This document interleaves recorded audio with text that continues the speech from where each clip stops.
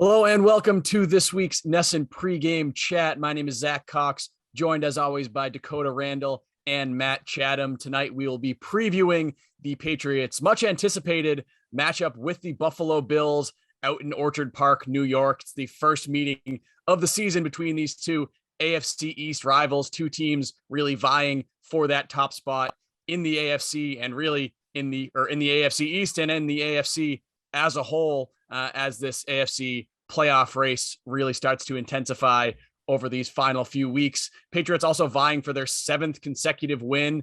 They currently hold an NFL best 6-game win streak. The Buffalo Bills have fallen on some harder times lately. They had an upset loss to the Jacksonville Jaguars a couple of weeks back, a blowout loss to the Indianapolis Colts as well.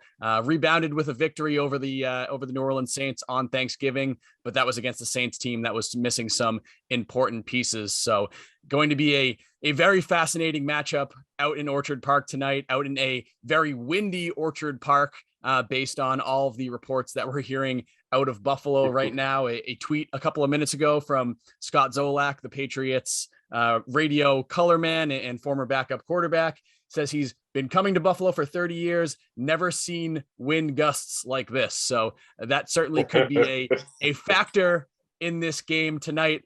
Also a factor, both of these teams' defenses, probably the two best defenses in the NFL. So we'll start there. Defensively for the Patriots, Matt, what are you going to be looking for here tonight? Defensively for the Pats, I honestly look at Buffalo with a decent amount of respect. I shouldn't say decent, with a lot of respect because they're not so one-dimensionally dependent. They're an offense. If you talk to their people locally, and I did some crossover stuff this week, and they tend to think that there's obviously a lot of talk and a lot of concentration on whether or not they can run the football. That doesn't always happen for them. If you look at it defensively from the other side, though, in the absence of those running game, it's something that actually happens to them rather frequently. They're still sometimes able to pull off wins. But the way I always look at that is because the quarterback is so incredibly talented, of course they would love to take some pressure off with some running game, but they meant that they don't. It forces my focus back to him personally because I have so many different places to send the ball, to Diggs, to Sanders, to potentially Beasley. It could be a Knox game, a Singletary a little bit out of the backfield. They're really Gabriel Davis. They have sort of shot elements and catch and run and really super, just high-end guy in Diggs. They've got lots and lots of places to send the ball, and it sort of changes week to week. Yes, they'd love to rush it. Yes, they'd love to sort of feature one guy or the other, but I tend to think the Patriots will play these guys more straight up because they're not an eliminate this and you win kind of group, at least in my estimation. So that makes me think just about Josh personally. And I went into this week in our preparation knowing, our show was coming up, thinking really hard about this notion of pocket control with Josh, thinking we were getting heavy precipitation to go with the winds. In other words, ball handling is going to be a hot mess as much as just the ball being able to travel through this stuff. One thing that will happen, and this is something that the people on the ground can answer more than we can from afar, and that just means simply the players and coaching staff, it kind of matters which direction the wind is blowing. Because if you get, headwinds or either tailwinds that go with you, you'll able to operate fully just only in one direction. What can be problematic is the crossfield stuff, right? You catch something, where you turn and try to do look passes to the outside. You turn and try to do, anything outside the, like out cutting routes or things like that outside the numbers. It gets really, really difficult with the crosswind stuff. So if there's that part eliminated, potentially, and I guess we'll find that out on game day, then you really want to know just how the heck you control the middle of the field. And that becomes sort of building the phone booth around Josh. Josh Allen, I look at as one of the unique guys in the NFL. In that he's certainly not like Lamar Jackson in his running ability. It's not Kyler Murray necessarily.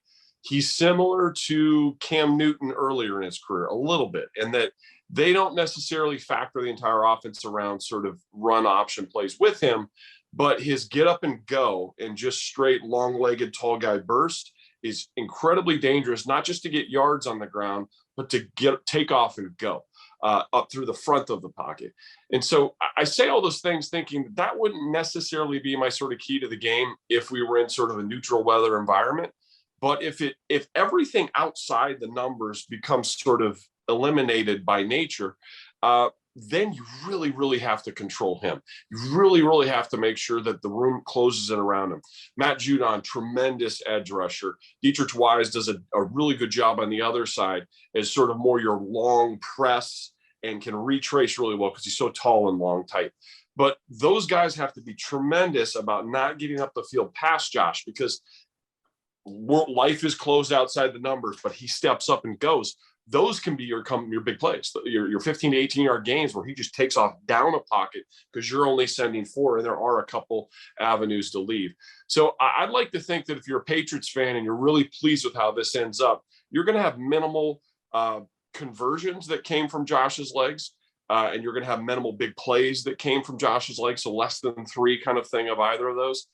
And one thing I would look at is not just did he run and get yards, but the plays where he kept it alive with his legs and then hit that shot play. I tend to think the Patriots do a great job of covering up the zones or covering up their men initially.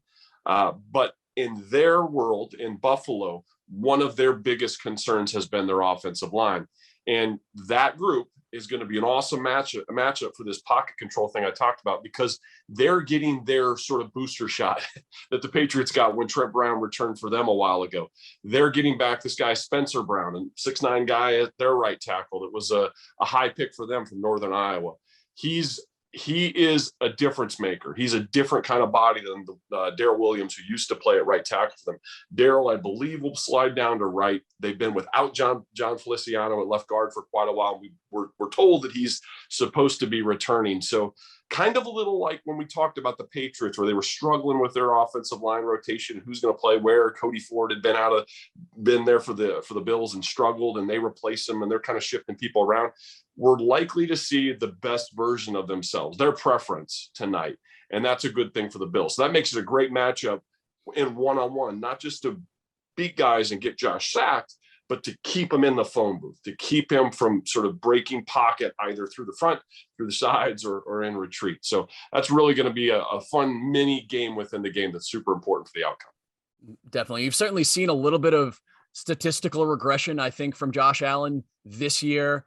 Coming from last year, where he was an MVP favorite for a lot of the season. You see most of his stats are a little bit down. I know he's gotten some criticism over the last couple of weeks for some of his play, but this is still certainly a player that is almost universally viewed as one of the best young quarterbacks, if not one of the best quarterbacks, period, in the NFL. Also rushing a little bit more this year than he did last year. His overall rushing yards and rushing attempts per game, both up a little bit of a tick. So he still brings that element of his game. Dakota, defensively for the Patriots, what are you looking for here? Yeah, Matt, you kind of touched on it. And in terms of stopping the run, now I agree with you that the Buffalo Bills offense isn't you stop one thing and then you go on to win.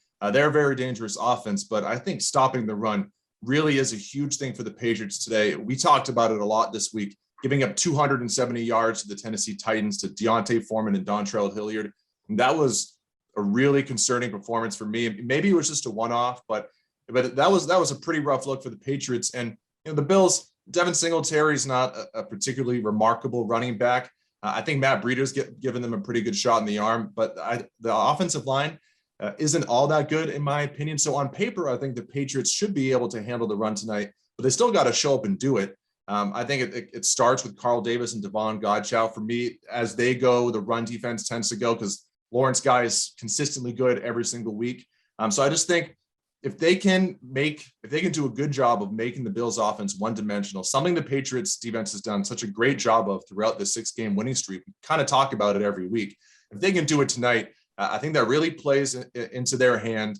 Josh Allen, he is one of the more talented quarterbacks in the NFL, but I think he has regressed a bit this season to the point where he's been making more of those ill-timed mistakes when you put too much on his plate. And so if the Patriots put him in a spot where he has to do everything, I think that's great news for them. Historically, they've defended him pretty well. I think in 5 games against the Patriots, Josh Allen has 7 touchdowns, 6 interceptions for a 77.4 QB rating. He only has 157 rushing yards against the Patriots. That's the lowest among that he has against any AFC East team. So the Patriots, the coaches and players know how to defend Josh Allen. He's still a great quarterback. He's got great weapons. So they have a lot to worry about. But if they stop the run, I think that puts them in a great position to succeed tonight. Yeah, Zach, real quick Absolutely. extension on that. Real quick extension on that point in general agreement with what Dakota's saying. If you look back at sort of Josh Allen's performances throughout the year, you generally will love it if you look back and see 47 attempts, 51 attempts. Those haven't been good weeks for him, and that's a positive thing. The one thing to keep an eye on, folks at home, and I think we're all in the agreement, or because we're not getting game day inactives as we're taping this show. Kyle Duggar's most likely not playing today, correct? Most likely not. Yes. That's kind of where we think things sit. Well, what the Patriots did a week ago against Tennessee was a concession of run yards with the 2 deep safeties, and most of the clips you saw. We had the one oddball one where the long run from Hilliard, where there was one big on the field, the Christian Barmore nose, and he swims away, and then it's just a bunch of defensive backs. I tend to think that the Patriots wouldn't want to concede that kind of scenario potentially to the Bills. So I think that's a lesson learned. You heard Gerard Mayo say that one's on me. I mean, that's a goofy look to try to stop anyone from running the football. So just take a peek at approach, knowing they don't have Duggar. Are they still going to play too high, which is somewhat of a concession that run isn't our biggest prerogative here. What I'm going to be looking for here defensively from the Patriots is what you just mentioned, Matt. That's Kyle Duggar. I think that's a significant loss for the Patriots defense if, in fact, he is not out there in this game. As you mentioned, we have not gotten the inactives yet, but there was a report this morning that he is highly unlikely to play. He's been on the COVID-19 list all week, has not practiced. So it does seem like he will not be available for the Patriots in this game. And this is a guy he started 10 games this season, played in all 12, played over 80% of the snaps of the Patriots defensive snaps. And this is a Patriots team that loves to use that 3 safety package. That's really their primary defensive package with Duggar, with Adrian Phillips, and with Devin McCourty. All 3 of them are up above 80% defensive snap rate so far this season. They love the versatility of having those 3 guys there that they can really deploy at multiple levels of the defense and move around, especially when you got guys like Phillips and Duggar down there in the box. Removing Duggar from that situation, the Patriots don't really have a 1-for-1 replacement for a guy like that who can play linebacker, can play down in the box as a safety, can play back as a deep safety. So it's going to be a bit of a group effort, I think, from that defense. I think you're probably going to see a larger role for Miles Bryant, who's both their top slot cornerback and their 4th safety right now. Maybe you see him playing more up where Devin McCourty typically plays. Maybe you see Devin McCourty coming down toward the line a little bit more often, something he hasn't done much this season, but has done pretty frequently in the past. Maybe you just see the Patriots using 3 cornerback nickel rather than 3 safety nickel a little bit more often. Maybe you see some more Joanne Williams in some of these packages. And I'm going to be really interested to see how the Patriots defend Dawson Knox, the Bills tight end, when they go with those man-to-man looks, because that probably would be Kyle Duggar's responsibility. Obviously did a pretty good job against Kyle Pitts a couple weeks back, and Knox, I don't think you'd put him up in the kind of Travis Kelce level of tight ends yet, but this is a guy that has 7 touchdowns this season. Entering this week, he was tied with Hunter Henry for the most touchdowns in the NFL among tight ends. So how are the Patriots going to, 1, cover him, and 2, just replace all of the versatility and physicality and all the ability that Kyle Duggar brings to that secondary and that defense as a whole? That's going to be the big thing that I will be looking for from this Patriots defense here tonight. Yeah, it'd be interesting, Zach, Adrian Phillips, too. I'd throw him in that mix because we've seen him do such a dual role, sometimes in the box, but sometimes I think it's in his DNA to play on the back end if he had to. And all that conversation we had about whether, I talk about split safety stuff, that's sort of independent if the ability to throw to the deep halves, right? You may come in with the idea that, hey, that's the part we got to take apart. And then you get a few drives in and go, nobody's throwing it out there. So we're wasting a body by doing split safety, right? So it'll be interesting to see how things sort of progress early on. If it becomes apparent that neither side's going to be able to throw the ball deep, maybe a 2 shell doesn't make sense. Even though you don't really care as much about that run defense, you play the defensive call where the conditions sort of dictate. And taking away that Bills passing game would obviously be pretty significant in this game, given how many weapons they have in that area. But switching over to offense, Patriots offense will be going up against a Bills defense that, if it's not the best in the NFL, it's second best in the NFL behind the Patriots. You just basically look at any offense or any defensive metric rather. And most of them, you see these two teams ranked at 1 and 2 in some order. So offensively for the Patriots, Matt, what are you going to be looking for Mac Jones in this offense against this Bills defense? I think the two personnel changes for these guys that really differentiate themselves from the numbers that they've compiled. They did it all with Tre'Davious White. So this would be a situation, and who's now out for the season, got injured in that Saints game on Thanksgiving. Star cornerback, done for the season, torn ACL last week. Yep, one of the top guys out there. And one of the things that I sort of I wanted to say hypothetically what it would look like if you were going to really build an offensive game plan around testing his replacement, right? But I don't think today's conditions really set up for that. So I think if you had a thought that let's test that, let's see their third corner and see how he matches with ours first kind of thing, you're more likely to see that the second time around when the Pats play them, or next week. And the Bills still have a bit of a gauntlet beyond them after this game. They play the Bucs and down in Tampa, so whether or not is an issue, and that's a time where you really test your depth of receivers. It might be tough for the Patriots to go that way. So that's one, the Tre'Davious White replacement story, although I don't think it'll be magnified today. The second is Star LOTULELEI. I got it. Star. I'll just go Star from here on out. But he's their true nose, right? He can play some 3 technique, but he's the big that they have. And he's not like a 340 big. He's a I don't know his body weight specifically, 310, 315 kind of guy, but he's a 6'4" guy. He's thick. He's not a penetrator like Ed Oliver is nearly as much. And I think that they're much better when he's there. Now, there is the one big blow up. Yeah, well, there's really 2 blow up games on the ground that they had. They had the one with the Colts, and that, Star's not there that day. And I think that's telling. They did have the one against the Titans, but the Titans one was kind of a curiosity in that Star wasn't, again, Star is kind of your plugger. He'll take on the doubles. It'd be their version of like a Godchild, but they don't play a 3-4 front, but it's their squaddier guy. They did give up the big number against Tennessee. It's 140-ish yards on the ground, but 78 of them were one run, and it didn't go anywhere near Star. It's off to the other side. He's on the field, but he's away from the play. And so basically that day, they were 19 carries for about 70 yards, other than that one big monster broken play. So I think he's a really good player. I've always had a high opinion of him. Carolina, I believe, and now here.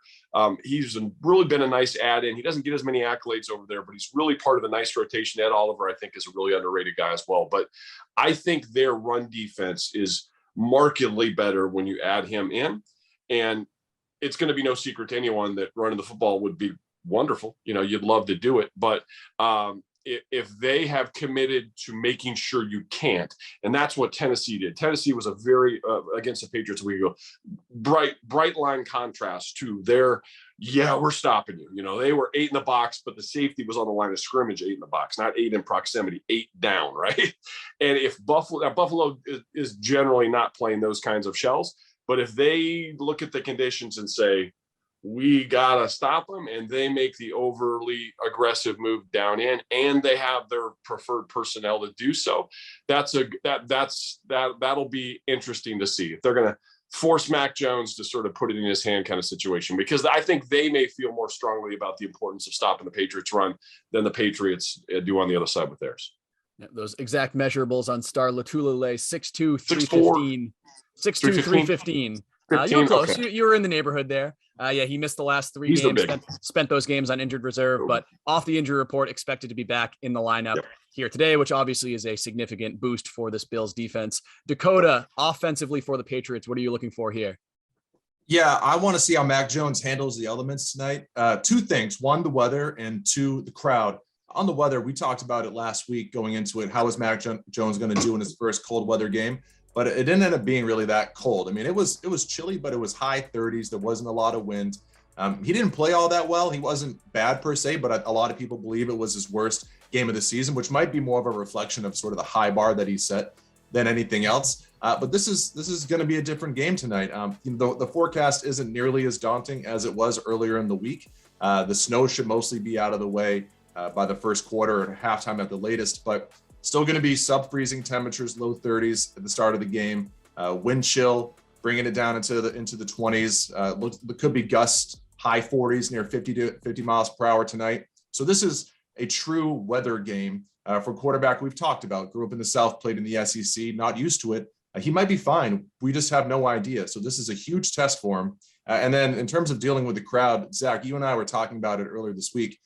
Mac Jones is 5-0 on the road this season, which is really impressive. But of those 5 games, I think only 2 were really close, and all of them weren't really played at stadiums where the crowd is ever much of a factor. So he hasn't had that moment or that game this season where he's had to line up under center with a hostile crowd, sort of making the stadium shake and drop back and make a play. And for at least at the beginning of the game tonight, he's definitely going to have to deal with it. If the Patriots somehow get up on a big lead, maybe the crowd quiets down. But at the beginning of this game, it's probably going to be the loudest crowd that he's dealt with all season long. So I just think it's another big test for him, and I'm very interested to see how he handles it, because this is by far the most hostile environment that he's played in so far this season. You can envision it right now. 3rd and 8 opening drive, 40-mile-an-hour winds, Bills Mafia going crazy. Right. How is Mac Jones going to respond to that? Because as you mentioned, the road atmospheres he's played in have been pretty tame so far by hostile NFL standards. There hasn't been a Buffalo, there hasn't been a Kansas City, there hasn't been a Seattle, any of those type of crowds. So this will definitely be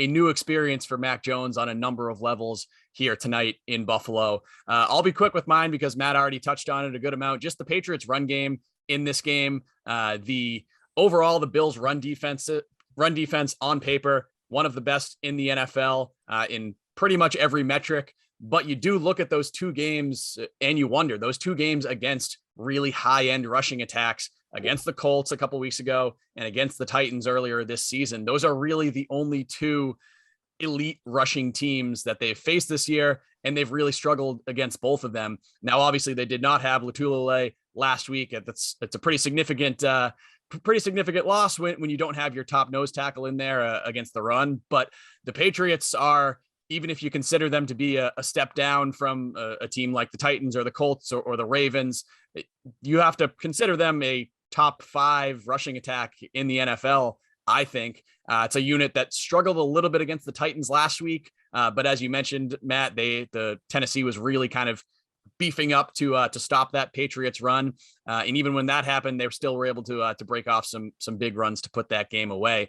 I'm really curious to see what that Patriots rushing attack, especially if the winds are as bad as we're expecting them to be, if the weather's nasty, do you see them just put that jumbo package on the field with Mike Owenu as the jumbo tight end and N'Keal Harry playing receiver and Jakob Johnson in there at fullback, and just try to go kind of straight up man-to-man bully ball with this Bills defense? Will they try that and will they be successful? I think if the weather is as bad as it should be, I think that's something that really could decide the outcome of this game tonight. I love that you brought that up, Zach. We've been sort of tossing that around for a few weeks, and we haven't seen much of Mike for the last couple. This is the moment, man. Don't let that guy grow roots on the sideline. If you find yourself in that style of game, they're okay. Okay is a very disrespectful word in the NFL. They're good at the end. It's not like these are not, but you don't have like a Garrett at the edge this week, right? You don't have a run away from him kind of edge player. So to really create that sort of mini mountain, and whether it be, Shaq, Brown, and then Owenu with maybe Jonu as the other guy next to him, or as you mentioned, using Jakob as a part of that, they can create some surfaces unlike anything in the NFL. And as much as anything, it's to draw defenders in. Yes, you want to run behind it. It'd be amazing to watch them just walk up and down the field for a day, use something that they haven't used much of. But as much as anything, to draw an extra safety in there and open up some lanes for Mac. You wouldn't be surprised even if you get a 3-yard gain and it doesn't, change the face of the game on that one carry when you've used the jumbo package. It's what comes after it. It's committing to it enough to where then when you pull it out, you get that shot play to maybe Nelson or something, or you get, Jonah leaking back up through the seam like Hunter had a few weeks ago with what was that, the Chargers game or whatever. But using run play action out of bigger packages that look like you're intending to run, that's pretty exciting. And I think the Patriots actually built really nicely to pull that off today. And even though the Patriots did have some run game struggles last week and Mac Jones did make some mistakes down in the red zone, he was pretty fantastic on play action throughout that game. So that's something that was certainly working for the Patriots pretty much all game against Tennessee. We'll close out with our choice segment, our betting segment. Currently, the Patriots are 2.5 point road underdogs for this game, and the over-under is set at 40.5. That is a very low over-under, 40.5. Matt, how are you feeling about this? So for those folks that watch NESN's content through the week, I did my show with Sammy P earlier in the week, and I was so scared about this weather talk, and we were really building it up because we didn't know. I still think the wind is wild, and it's going to be a crazy day to straight throw the football, but I still think scores can happen. I went for a prop in that particular situation. Jonnu Smith was at 16.5 yards. Tight ends tend to get more involved. Tight ends and backs tend to get more involved in bad weather games and teams if you're still able to throw the ball. So I still stand by that. I still think that's a nice, safe pick. But where midweek, when I was a little more worried about this weather, I was scared to go in on the point total. That thing has crept down and down and down. And one thing that I was really sort of tractor beam towards throughout this week was that when the Bills have played other playoff quality teams, when they played the Titans, when they played the Chiefs, and when they played the Colts, these games were a 65 total, a 58 total, and a 56 total. Now, no, I'm not claiming just because they're playoff quality, the Patriots are as well, that it's going there. But 40 is so low, man. 40 for the quality of these two offenses is so low. Just end up in a 23-20 kind of game or a 27-23 kind of game, and you're safely above this. Though hearing that the precipitation should be a non-factor and that we're just talking wind, I'm going to go ahead and roll with an over on that 40. I love that it keeps coming back to us as the weather gets a little more mild than we'd expected. Dakota, where are you leaning here? Yeah, I'm the same. I'm going the over. I think 40.5 sort of reflects the earlier forecast that we were talking about, where it could have been really wet and even colder than it looks like it's going to be tonight. It's going to be windy, and I think, like Matt said, that's going to play a real factor. But I still think I think these are two good defenses, but I also think it's two good offenses that know how to move the ball. And I think both should have some success tonight. For the Bills, I think. Yeah, I worry about the Patriots defense a little bit in this game. Obviously, they're a great defense, but J.C. Jackson historically has struggled against Stephon Diggs. Who's going to cover Dawson Knox if Kyle Duggar can't go? You talked about Miles Bryant. If he passed to fill in at safety, who's going to deal with Cole Beasley? Even if Miles Bryant is in the slot, Cole Beasley is one of the better slot receivers in the game. So I just think it's an offense that presents a lot of challenges for a Patriots defense. And then for the Patriots, I think this is a good offense that is also sort of built to overcome a windy game. They don't rely on these huge deep shots. They can dink and dunk and run all night, and I think they can do that enough to put up over 20 points. So I'm with Matt. I'm going over on 40.5. I'm not like hammering it, but I feel pretty confident. I was leaning Patriots early in the week when it was 3.5, 3. I don't feel comfortable doing it right now. I don't know how much the Kyle Duggar situation is going to affect things. So we're going 3 for 3. I'm going over as well. I think for all the factors that you guys mentioned and the fact that these defenses are two of the best defenses in the NFL at forcing turnovers as well. So I think this could be a pick six game. This could be a fumble return for a touchdown type game. That gets you an easy, quick 7 points there. And I think that can snowball enough that you can get to that 40.5 level. Of course, these teams could make us all look stupid and have another game like the last win game that the Patriots played in Buffalo back in 2008. Nothing. So that would obviously not get us quite near our over, but I think I'm reasonably confident in that one. So I think this is the first time we've all picked the same choice this season, which I don't know what that says about our chances. I don't know if we ever did that with Doug. Did we ever do that with Doug, Zach? I don't think so. This might be a NESN pregame chat first, which probably means it's going to fail in spectacular fashion. No. But we will see. We'll keep those fingers crossed there.